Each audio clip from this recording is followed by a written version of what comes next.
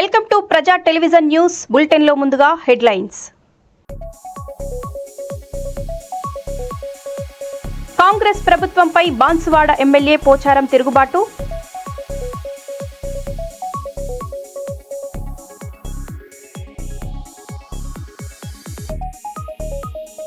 సచివాలయం సిబ్బందిపై కలెక్టర్కు ఫిర్యాదు చేసిన ఎమ్మెల్యే ఇంటూరి.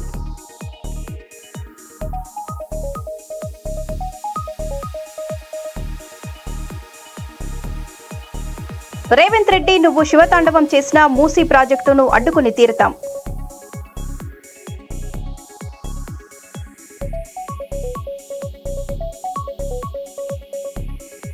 విజయవాడ జిల్లాలో పరిహారం లేక ఆగ్రహం వ్యక్తం చేసిన వృద్ధ మహిళ.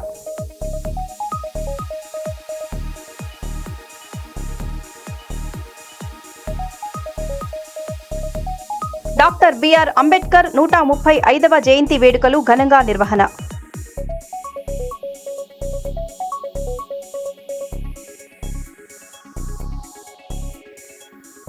ఇక వివరాల్లోకి వెళితే, అంగన్వాడీ ఫోన్ల వ్యవహారంపై మంత్రి సీతక్క వ్యాఖ్యలపై మాజీ ఎమ్మెల్యే గండ్ర వెంకటరమణారెడ్డి ఆగ్రహం వ్యక్తం చేశారు.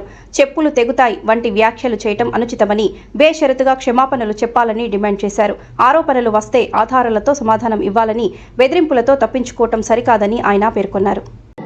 నిన్న రాష్ట్ర పంచాయత్ రాజ్ శాఖ మంత్రి ధనసరి అనసూయ అలియా సీతక్క ములుగులో ఆమె మాట్లాడినటువంటి మాట, ఆమె పైన, ఆమె మంత్రిత్వ శాఖ పైన మహిళలకు, ముఖ్యంగా అంగన్వాడీ సెంటర్లో ఉండేటువంటి అంగన్వాడీ టీచర్స్కు ఇచ్చేటువంటి సెల్ ఫోన్లలో అవినీతి జరిగిందని అభియోగం వచ్చినప్పుడు వివరణ ఇచ్చుకోవాల్సిన బాధ్యత రాష్ట్ర మంత్రిగా ఆమె పైన ఉంటుంది. బహిర్గతం కూడా చేయాల్సిన అవసరం ఉంటుంది. ఏ ఫోన్ ఇచ్చిలో నువ్వు అంగన్వాడీ టీచర్లకు?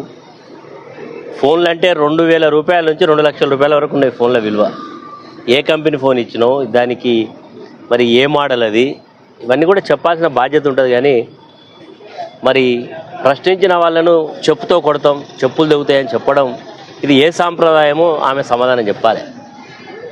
ధనసూరి అనసూయ ఎలియా సీతక్క ఇప్పటికిప్పుడే ఆమె మంత్రి కాలేదు. గతంలో కూడా ఆమె ఎమ్మెల్యేగా ఉన్నది, ఒకసారి ఓడిపోయింది, గెలిచింది.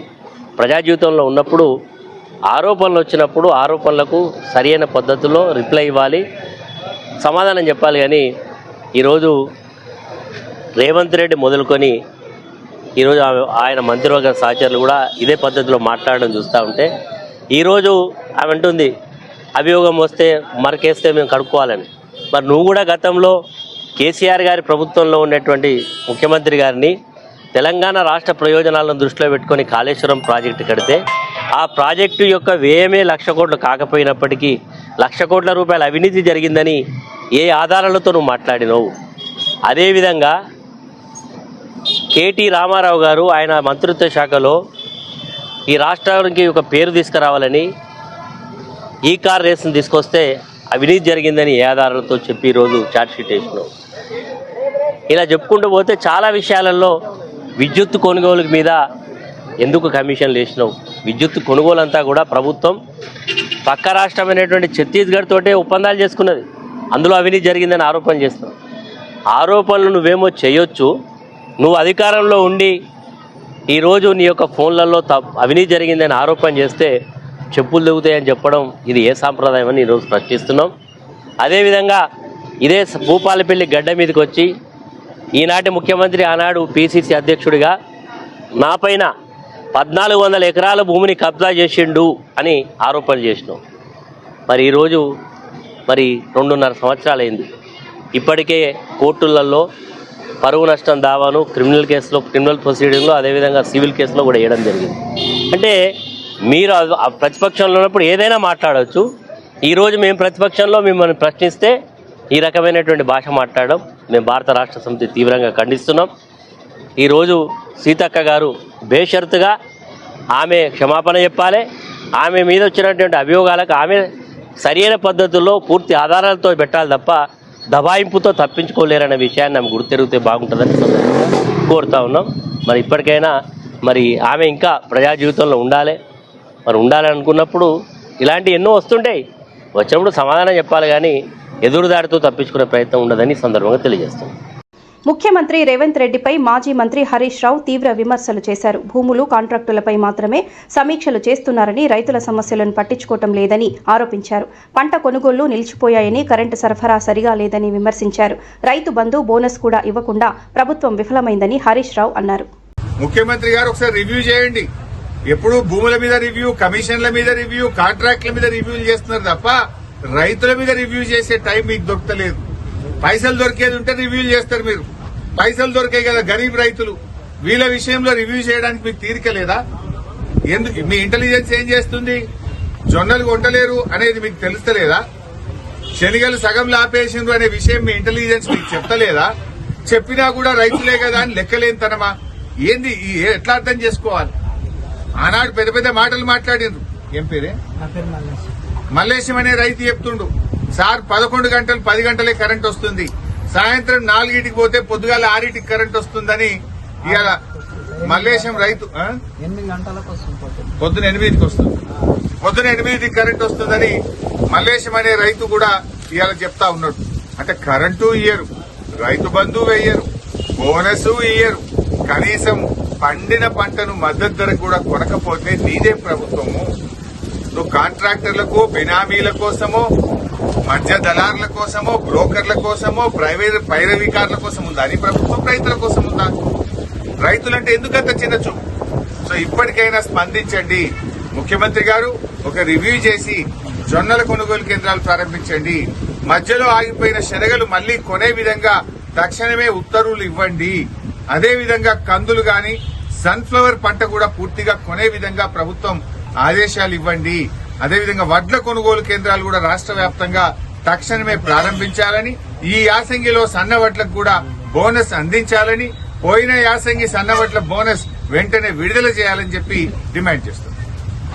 అంగన్వాడీ మొబైల్ ఫోన్ల కొనుగోలులో స్కామ్ జరిగిందంటూ బీఆర్ఎస్ నేత మన్నే క్రిషాంక్ ఆరోపణలు చేశారు. మంత్రి సీతక్క శాఖలో జరిగిన ఈ వ్యవహారంపై సీబీఐ విచారణకు ఆదేశించాలని డిమాండ్ చేశారు.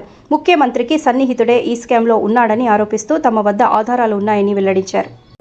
ఇగోండి రసీదు, సంగీత మొబైల్స్లో కొనుగోలు చేసిన రసీదు. ఇది డివైస్ ఏదైతే ఇవాళ ప్రభుత్వం ఇస్తున్నదో, ఇది జిఎస్టీ లేకుండా 6,900 రూపాయలు. జిఎస్టీ లేకుండా 6,900 రూపాయలు, జిఎస్టీతోని 8,200 రూపాయలు. నేను ఒక రీటైల్ షాప్లో కొనుగోలు చేస్తే, ఒక్క పీసు కొనుగోలు చేస్తే దాని యొక్క ధర ఇది. మరి ఈ కాంట్రాక్టులో స్పష్టంగా ఏమని ఉన్నది? జనరలీ ఏ ప్రభుత్వ కాంట్రాక్ట్ అయినా మనం ఇట్లా రీటైల్ షాప్స్లో కాదు, OEM ఒరిజినల్ ఎక్విప్మెంట్ మ్యానుఫ్యాక్చరర్ లేదా ఆథరైజ్డ్ డీలర్ వాళ్ళ నుంచి కొనుగోలు చేస్తే బల్క్లో 38,310 డివైస్లు కొనుగోలు చేస్తే ధర ఎంత వస్తుందో ఎవరికైనా కూడా సాధారణంగా తెలిసిపోతుంది. సుమారు ఇదే 6,500, 6,900. మరి ఈ మార్జిన్ ఏమైంది? ఈ మిగతా గ్యాప్, ఈ 30 కోట్ల రూపాయలు ఏమైనాయి అని మేము అడగడం నేరమా? ఈ ప్రభుత్వాన్ని ప్రశ్నలు అడగడం తప్ప, విచారణ కోరడం తప్ప? అది అప్రజాస్వామికమా? అది యాంటీ నేషనలా? ముఖ్యమంత్రి గారిని అడిగినా అసెంబ్లీలో నేను బట్టలు కూడా తీసి కొడతాను వారంటారు. పొంగులేటి గారు లాంటి వాళ్ళు నేను బాంబులు పడతాయి చూడండి అని అంటారు. సీతక్క గారేమో ఏకంగా చెప్పుతో కొడతా అని అంటారు. సీతక్క గారు, మీరంటే మాకు గౌరవం ఉన్నది, కానీ మీ భాషలో మేము అలా సమాధానం ఇవ్వలేము. మా విద్య కానివ్వండి, మా సంస్కారం కానివ్వండి, మా పార్టీ పెద్దలు కానివ్వండి, అలాంటి లాంగ్వేజ్ మేము యాక్సెప్ట్ చెయ్యం. సో మేము అనేది ఏంటంటే, విచారణ అడిగితే చెప్పుతో కొడతా అనడం ఏంటిది? విచారణ కోసం అడిగితే మా మీద కేసు వేయడం ఏంటిది? ఇగోండి, మేము ఈ అడిగిన క్వశ్చన్స్ వల్ల వాళ్ళు కేసు వేయడం జరిగింది. నిన్న మీకు అందరికి కూడా వచ్చింది ఆ కాపీ. ఇంకా విచిత్రం ఏంటంటే, విచారణ అడిగినందుకు పెద్దలు కేసీఆర్ గారిని లీగల్ నోటీస్, వారికి లీగల్ నోటీసులు, మేము ట్వీట్లు వేసినందుకు, మేము వీటి మీద ట్వీట్ వేసినందుకు, ఈ ఆధారాలన్నీ బయట పెట్టినందుకు కేసీఆర్ గారు క్షమాపణ చెప్పాలనంట, ఈ అన్ని పోస్టులు డిలీట్ చేయాలనంట. మరి ఈ పోస్టులు మీరేసినందుకు, ఇగోండి ఇది నిన్న వాళ్ళు ఫైల్ చేసిన కేసు, పోలీస్ డిపార్ట్మెంట్. ఇచ్చిన కంప్లైనెంట్ కూడా వారి పేషీలో పనిచేసి ప్రజాభవన్ అక్కడి నుంచి వాళ్ళు కేసు ఫైల్ చేయించారు సీతక్క గారు తరఫు నుంచి. మేము అనేది ఏంటంటే ఇదే కేసు అదేదో సిబిఐ దగ్గర పెట్టండి. తప్పుంటే సిబిఐ ఇందులో మీరు ఆరోపణ తప్పు ఉంది అని అన్నప్పుడు మేము అప్పుడు సిబిఐ చెప్పేస్తే అప్పుడు క్షమాపణ చెప్తాం కదా, అది తేలుస్తుంది మొత్తం. లేదు నిజంగానే ఇలా తప్పుంటే మన రాష్ట్రానికి ఆ 30 కోట్లు బచాయిస్తుంది కదా. ఇదే 30 కోట్లతోనే అంగన్వాడీ టీచర్లకు వాళ్ళ జీతాలు లేకపోతే ఇంకేదన్నా వాళ్ళ వెల్ఫేర్ కోసమో, లేదు చాలామంది ఓవర్సీస్ ఫెలోషిప్ ఎస్సీ ఎస్టీ బీసీలు ఓవర్సీస్ ఫెలోషిప్ మాకు బకాయిలు ఉన్నాయంటే ఇదే 30 కోట్లు వాటికి లాభం అవుతాయి కదా. మీరు మీ రాష్ట్ర ప్రభుత్వాన్ని కేసు వేసే బదులు ఇదే కేసు సిబిఐకి వేయండి, పూర్తిగా తేటతెల్లమవుతుంది. మీరు లీగల్ నోటీసులు కేసీఆర్ గారికి పంపే బదులు సింపుల్గా ఇందులో క్లీన్గా రావాలంటే సిబిఐ విచారణ కోరండి. ఎవరిని కాపాడాలని ప్రయత్నం చేస్తున్నారు సీతక్క గారు? మాకున్న సమాచారం ఏంటంటే ముఖ్యమంత్రి గారికి అతి సన్నిహితుడు, అది సల్మాన్ ఖాన్ గారి దగ్గరకు పోయినా లేకుంటే miss England miss world competitions పోయినా రాష్ట్రంలో లేకుంటే ఏ పర్యటనలు పోయినా ఎవరైతే ఒక వ్యక్తి ఉన్నాడో ఆ వ్యక్తే ఈ కాంట్రాక్టును సీతక్క గారి దగ్గర తీసుకుపోయి ఇదంతా చేసిరు కావచ్చని మాకు సమాచారం ఉన్నది. ఆ పేరు బయట పెట్టేసిండి అయిపోతుంది. విచారణ చేస్తే తేలిపోతుంది కదా మాది తప్పుందా మీది తప్పుందా, మా ఆరోపణల్లో తప్పుందా అని. అది కాకుండా దీంట్లో కేసీఆర్ గారిని లాగడం ఎందుకు? మా మీద కూడా విచారణలు చేస్తున్నారు కదా మీరు. మీ ప్రభుత్వం వచ్చినప్పటి నుంచి పరిపాలన వదిలేసి ఎంతసేపు కేసులే.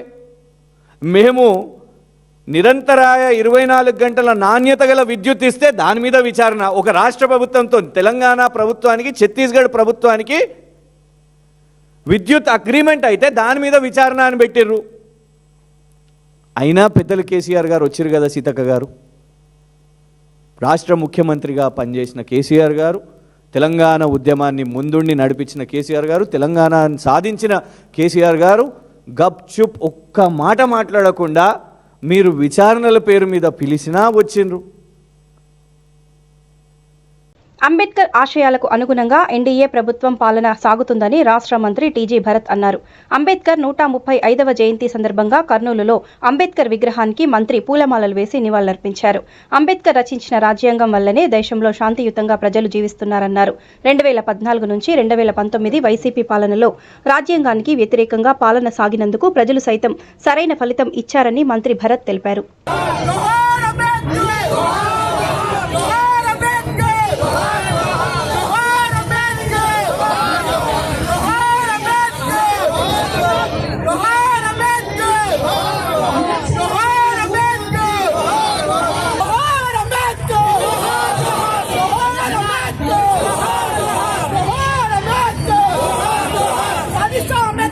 గారు ఇప్పుడే మన సమావేశంలోకి ప్రవేశించారు. వారిని సాధారణంగా ఆహ్వానిస్తున్నాం. గౌరవ రాష్ట్ర మంత్రివర్యులు టీజీ భరత్. ఏదైతే చదువు అనేది ఉందో దానికి మనమందరం కూడా కంకణ బద్దులై ఉండాలి అని చెప్పి మన జిల్లాని కూడా అన్ని సమాజంలో ఉన్నటువంటి అన్ని కులాలు అన్ని వర్గాల వాళ్ళందరం కూడా కోరుతున్నాం. ఈరోజు మన గౌరవనీయులు మన ముఖ్య అతిథులుగా ఈరోజు మన రాష్ట్రం అనుకోండి దేశం అనుకోండి హ్యాపీగా ఇష్యూ లేకుండా కొనసాగుతోందంటే కాన్స్టిట్యూషన్ అంత పవర్ఫుల్గా రాయడం కాబట్టి. సో ఎప్పుడైనా మా ప్రభుత్వం ఎన్డీఏ ప్రభుత్వం చంద్రబాబు గారి లీడర్షిప్లో we respect constitution to the maximum అండి. అందుకనే ఈరోజు కాన్స్టిట్యూషన్ పరంగా లాస్ట్ ప్రభుత్వంలో 19 నుంచి 24 కానీ మన ప్రభుత్వం వచ్చిన తర్వాత కాన్స్టిట్యూషన్ ఎవరు ఎంత బాగా ఫాలో అయినారనేది ప్రజలు బాగా క్లారిటీగా తెలుసు. అండ్ దాంట్లో మనం కాన్స్టిట్యూషన్కి రెస్పెక్ట్ ఇవ్వడం కానీ ఈక్వల్ రైట్స్ అనుకోండి, లా చట్టం ముందు అందరూ కూడా సమానమే అనే విషయంలో కానీ ఇవన్నీ కూడా మన చంద్రబాబు గారు మా ఎన్డీఏ ప్రభుత్వం వి గివ్ అట్మోస్ట్ ఇంపార్టెన్స్. వ్యతిరేకంగా ఏం చేశారనేది ఒక example. 2024 is biggest example. Constitution ఎట్లా అంటే అట్లా యూటిలైజ్ చేసుకొని దాన్ని మిస్గైడ్ చేసి ఇంటర్ప్రిట్ చేస్తే ఫలితం ఏమనేది ప్రజలు తీర్పిచ్చే దాన్ని బట్టి మీకు ఐడియా వస్తుంది. సో డాక్టర్ బిఆర్ అంబేద్కర్ గారి గురించి తెలుసుకోవడము, ఆయన చేసిన త్యాగం అనుకోండి, ఆయన చేసిన పనులు తీరేమనేది మనం కూడా తీసుకొని పాజిటివ్ థింగ్స్ తీసుకొని లైఫ్లో మనం కూడా ఇంప్లిమెంట్ చేస్తే ఎంతో బాగుంటుంది. అండ్ ఎడ్యుకేషన్కి మేము అందుకని అంత ప్రయారిటీ ఇస్తున్నాము. ఎడ్యుకేటెడ్ ఉన్నాము అంటే ఎన్నో పనులు చిన్నప్పటి నుంచి బాగా ఎడ్యుకేటెడ్ ఉండేవాళ్ళు, అన్ఎడ్యుకేటెడ్ ఉండే వాళ్ళకి తేడా ఎంతో డిఫరెన్స్ ఉంటుంది. అందుకనే as I told you, Lokesh గారు అందుకనే అట్మోస్ట్ ఇంపార్టెన్స్ ఇస్తున్నారు ఎడ్యుకేషన్ సెక్టర్లో. జగిత్యాల జిల్లా జగదేవ్పేటలో సంచలన ఘటన చోటు చేసుకుంది. భార్యను కాపురానికి పంపడం లేదన్న కోపంతో అత్తను హత్య చేయాలని అల్లుడు మల్లారెడ్డి ప్రయత్నించాడు. ఇంటి తలుపులకు విద్యుత్ వైర్లు అమర్చి ప్రాణాలకు ముప్పు కలిగించాడు. ఉదయం తలుపులు తెరిచే సమయంలో అత్త రాజవ్వకు షాక్ తగిలినా పెద్ద ప్రమాదం తప్పింది. ఫిర్యాదు మేరకు కేసు నమోదు చేసి నిందితుడిని పోలీసులు అరెస్టు చేశారు.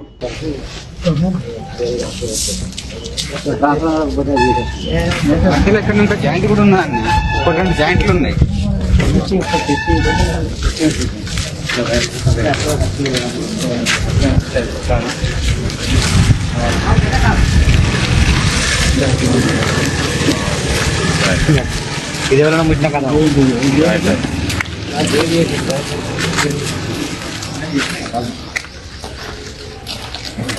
దూరం ఉండాలి.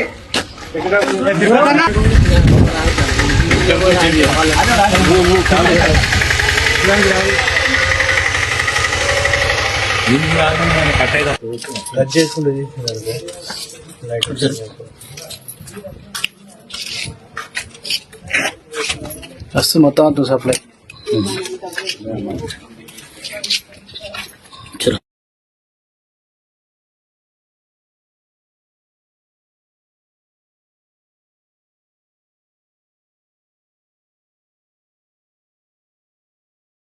భారత రాజ్యాంగ నిర్మాత డాక్టర్ బిఆర్ అంబేద్కర్ 135వ జయంతి సందర్భంగా గజ్వేల్ పట్టణంలో అంబేద్కర్ విగ్రహానికి పూలమాల వేసి ఘనంగా నివాళులర్పించిన గజ్వేల్ పద్మశాలి సంఘం అధ్యక్షుడు దేవదాస్. ఈ సందర్భంగా వారు మాట్లాడుతూ భారత రాజ్యాంగ నిర్మాత డాక్టర్ బిఆర్ అంబేద్కర్ బలహీన వర్గాల ఆశాజ్యోతి అన్నారు. అంబేద్కర్ ఆశయాలని ప్రతి పౌరుడు కొనసాగించాలని పౌరులను కోరారు. భారతదేశంలో సకల మతాల డాక్టర్ బిఆర్ అంబేద్కర్ రచించిన భారత రాజ్యాంగాన్ని గౌరవిస్తాయన్నారు. కార్యక్రమంలో ఉపాధ్యాయులు శ్రీనివాస్ తదితరులు పాల్గొన్నారు. 30వ డాక్టర్ బిఆర్ అంబేద్కర్ గారి జయంతి ఉత్సవానికి వచ్చేసినటువంటి యువప్రములకు అందరికీ కూడా జయంతి ఉత్సవాల శుభాకాంక్షలు తెలియజేస్తా ఉన్నాను. చాలా సంతోషం. మరి ఇంత ఘనంగా ఈరోజు మరి ఈ యొక్క కమిటీ అంబేద్కర్ కమిటీ వారు ఇంత ఘనంగా ఉత్సవాలు జరపడం చాలా సంతోషకరం.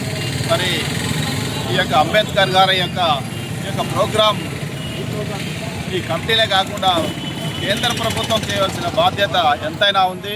ఎందుకంటే ఒక రాజ్యాంగ నిర్మాత, మరి ఆ గొప్ప మహనీయుని యొక్క ఉత్సవాలు, జయంతి ఉత్సవాలు మరి ఎంతో ఘనంగా దేశవ్యాప్తంగా చేయవలసిన బాధ్యత ఈ కేంద్ర ప్రభుత్వం కానీ రాష్ట్ర ప్రభుత్వాల కానీ చేయవలసిన బాధ్యత ఎంతైనా ఉంది. మరి కేవలం దళితుడు అనుకుంటా మరి దళితుడుగానే మహనీయుని చూస్తూ ఉన్నారు. కానీ చాలా తప్పు. ఒక మహనీయుని, ఒక గొప్ప వ్యక్తిని మరి ఆ విధంగా చూడడం చాలా తప్పు. మరి వారు ఎంతో దేశానికి ఎంతో సేవ చేసిన వ్యక్తి, ఎన్నో గ్రంథాలు రచించిన వ్యక్తి.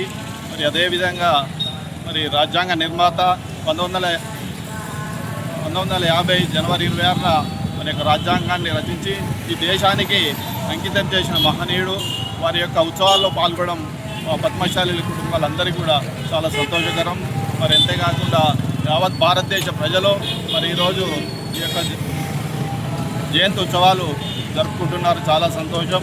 మరి ఈరోజు కూడా గజ్వేల్లో చాలా పెద్ద ఎత్తున ఈ యొక్క ర్యాలీని నిర్వహిస్తున్నారు కమిటీ వారు.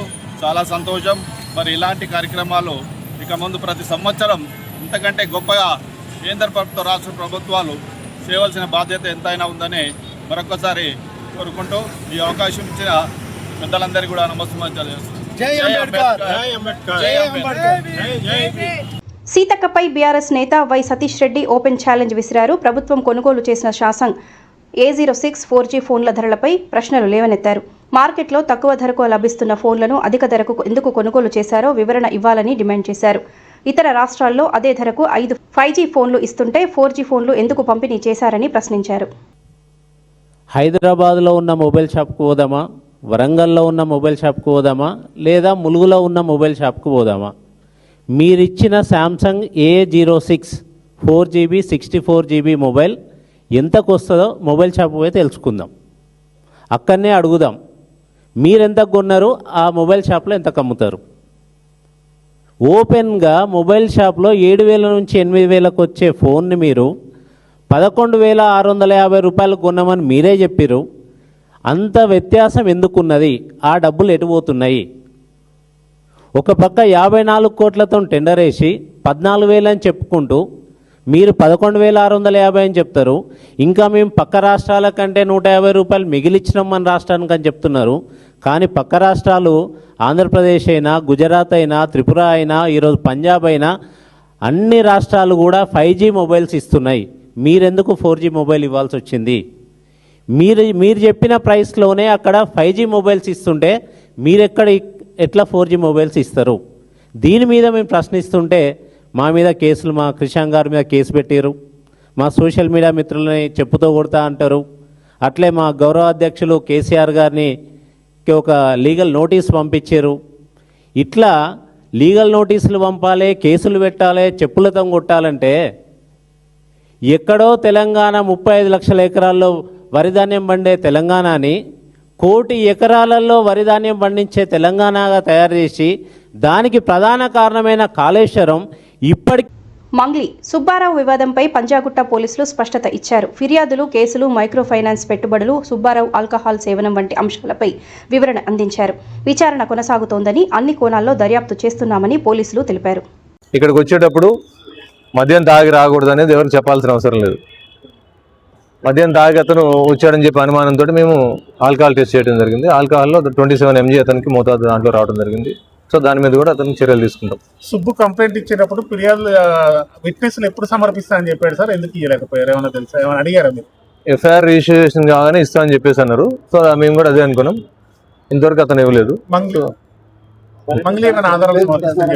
మంగ్లీ ఇచ్చిన కంప్లైంట్ ఇచ్చారు. కంప్లైంట్ ఇచ్చిన తర్వాత దాని మీద మేము లీగల్ ఒపీనియన్ తీసుకొని ఏ విధంగా ప్రొసీడ్ కావాలని చెప్పేసి వెయిట్ చేస్తున్నాం. సుబ్బారావు ఆరోపణలకు సంబంధించి ఆర్థిక లావాదేవీలకు సంబంధించిన అంశం మాత్రం పంజాగుట్ట పోలీస్ స్టేషన్తో ఎలాంటి సంబంధం లేదా? లేదు, పంజాగుట్ట పోలీస్ స్టేషన్ ఆ మైక్రో ఫైనాన్స్ సంబంధించిన దాంట్లో పెట్టుబడి పెట్టిన విషయాలు కానీ మాకు ఎటువంటి ఫిర్యాదు రావడం కానీ ఆ పరిధి కూడా మా దాంట్లో రాలేదు. ఒకవేళ మాకు కనుక కంప్లైంట్ కానీ ఇస్తే కన్సర్న్ పోలీస్ స్టేషన్ మేము దాన్ని ఫార్వర్డ్ చేయడం జరుగుతుంది. అన్ని కావాలని అడిగారు సార్. మీరు సుబ్బు ఫిర్యాదు మీద ఎలాంటి చర్యలు తీసుకున్నారు? మంగ్లీ ఫిర్యాదు మీద ఎలాంటి చర్యలు తీసుకున్నారు? ఇప్పటి వరకు జరిగింది ఏంటి? ఎవరైనా ఎవిడెన్స్ సమర్పించారా? సుబ్బారావు గారు 6 రోజుల క్రితం మాకు పోలీస్ స్టేషన్లో కంప్లైంట్ ఇవ్వడం జరిగింది. కొంతమంది వ్యక్తులు అతన్ని బెదిరించారని చెప్పి, మధు తదితరులు బెదిరించారని చెప్పి, దాంట్లో మంగ్లీ అని చెప్పేసి ఒక సెలబ్రిటీ వాళ్ళ తమ్ముడు ఉన్నారని చెప్పేసి దాంట్లో పర్టికులర్గా ఆయన మెన్షన్ చేశారు. దాంట్లో బెదిరించారు, తర్వాత మమ్మల్ని తిట్టారని చెప్పేసి ఆయన కంప్లైంట్ ఇచ్చారు. ఆ కంప్లైంట్ అనేది నాన్ కాగ్నిజబుల్ ఇంగ్రీడియంట్స్ ఉండడం వల్ల మేము కోర్టు పర్మిషన్ తీసుకుని దాంట్లో కేసు రిజిస్ట్రేషన్ చేయడం జరిగింది. సో ఇప్పటి వరకు కేసు రిజిస్ట్రేషన్ అయిన తర్వాత అతని ఇంతవరకు మాకు ఎటువంటి ఆధారాలు సమర్పించలేదు.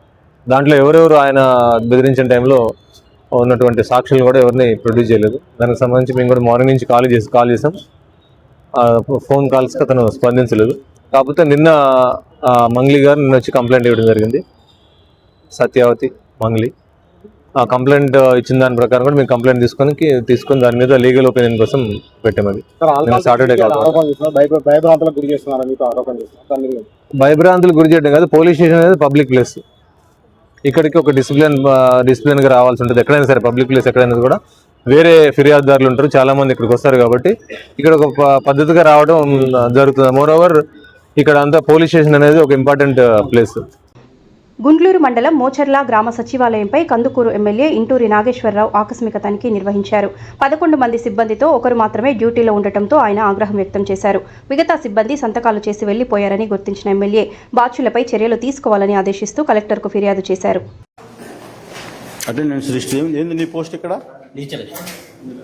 ఇన్ఛార్జ్ నువ్వే కదా? ఎంతమంది ఉండాలి స్టాఫ్? లేరు సార్ 4 మెంబర్స్ వచ్చి ఓటీ సార్ అంటే census training Gudluru census training ఎక్కడ ఇచ్చారు ట్రైనింగ్? గుడ్లూరు సార్. కొదంలో 7 వచ్చి నేను ఒక ఉన్నాను సార్. మహిళా పోలీసు ఈఎఫ్ఎస్ సర్వేకి ఉన్నాను సార్. ఎక్కడికి వెళ్ళారు? సంఘం సంఘంలో ఫోన్ చేయండి ఉన్నాయేమో. సచివాలయం విజిట్కి వచ్చాను సార్. 11 మంది స్టాఫ్ ఉన్నారు దీంట్లో. 3 ఎండిఓ ఆఫీస్లో ఉన్నారు, ఒక్కడ ఆఫీస్లో ఉన్న 4, 7 ఎస్కేప్. ఏదో కథలు చెప్తారు, అటెండెన్స్ చేసుకుంటారు, ఇంక వెళ్ళిపోతారు. సచివాలయం పనులు ఆ విధంగా పనిచేస్తున్నారు. 11 మందికి ఒక్కరు ఉన్నారు సచివాలయంలో. నేను రాస్తున్నాను సార్. రాసి మీకు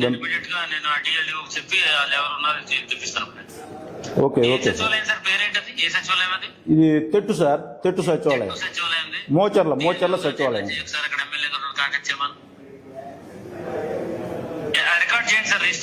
okay okay sir. Okay, thank you sir. Note చేయరా. మరో బులెటిన్లో మళ్ళీ కలుద్దాం. Stay tune.